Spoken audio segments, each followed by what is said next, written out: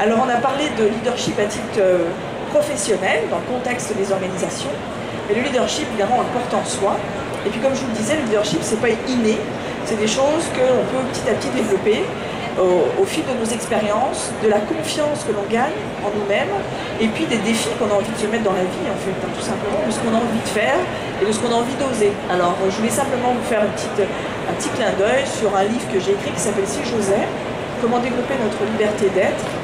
Et dans ce livre, je témoigne, et j'ai fait témoigner plusieurs autres personnes, des changements identitaires, en fait, des changements majeurs, et de la transformation des individus à titre plus personnel, effectivement.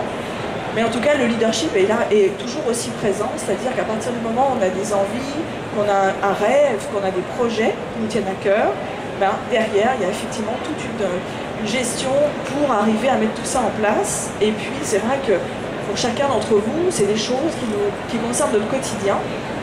Par exemple, créer un business, par exemple, ça serait changer de pays, changer de culture. Donc, je pense que pour certains d'entre vous, c'est beaucoup le cas. Ça pourrait être aussi créer un spectacle, comment dire, gérer une équipe de hockey, gérer une troupe d'artistes, enfin bref.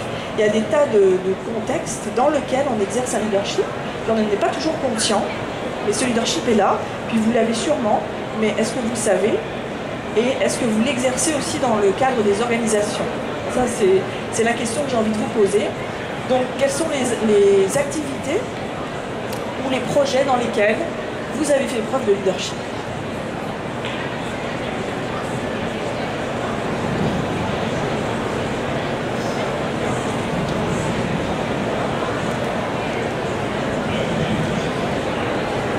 Est-ce qu'il y en a certains? Est-ce que vous voulez nous le dire ou pas?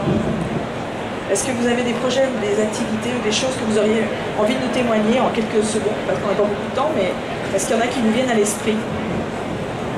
Pour certains d'entre vous, des activités ou des projets dans lesquels vous avez exercé votre leadership? Non, ça n'a pas l'air... Oui?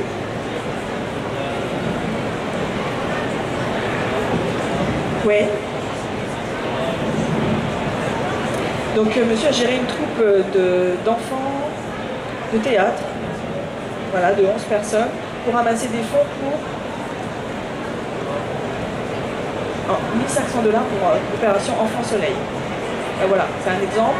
C'était pas pour vous personnellement, c'était pas pour votre gloire personnelle, mais par contre c'était pour une mission, pour répondre à une conviction que vous avez sûrement et qui vous dépassait. Et pour ça, vous avez en fait embarqué d'autres personnes avec vous. Alors vous êtes plutôt charismatique ou transformationnel? Charismatique, oui. Est-ce qu'il y en a d'autres, monsieur?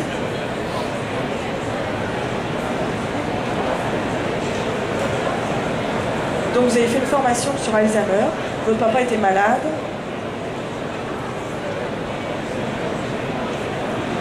Ça vous a appris des choses. Et depuis, vous faites vivre ce projet?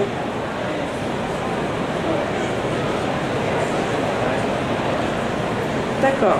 En tout cas, vous êtes sorti de votre zone de confort et vous êtes allé vous développer pour mieux comprendre ce que vivait votre parent et l'accompagner. Merci, super. D'autres qui veulent témoigner aussi? Dans le livre, d'ailleurs, qui est ici, si ça vous intéresse, je témoigne de mon changement de vie parce que j'ai changé de carrière en France. J'étais partie sur un chemin et puis ce chemin, je me suis rendu compte après quelques années, au bout de 10 ans, qu'il ne me correspondait plus au niveau de mes valeurs parce que j'avais évolué. Comme tout adulte, on vit des expériences, puis ça nous fait changer. Et puis là, je me suis dit, ben, ça marche plus, donc il faut que je change de métier. Donc j'ai changé de carrière, je suis venue dans les relations humaines. Avant, j'étais dans la publicité.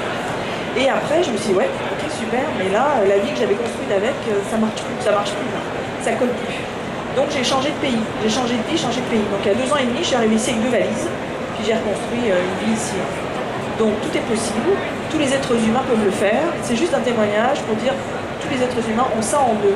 Et c'est vraiment ce à quoi je crois par-dessus tout, c'est qu'on porte en nous beaucoup de potentiel, qu'on ne révèle pas nécessairement, mais en se mettant en situation de défi, là, tout apparaît. Et là, on voit tout ce qu'on a, tout ce qu'on porte et tout ce qu'on est capable de donner aux autres.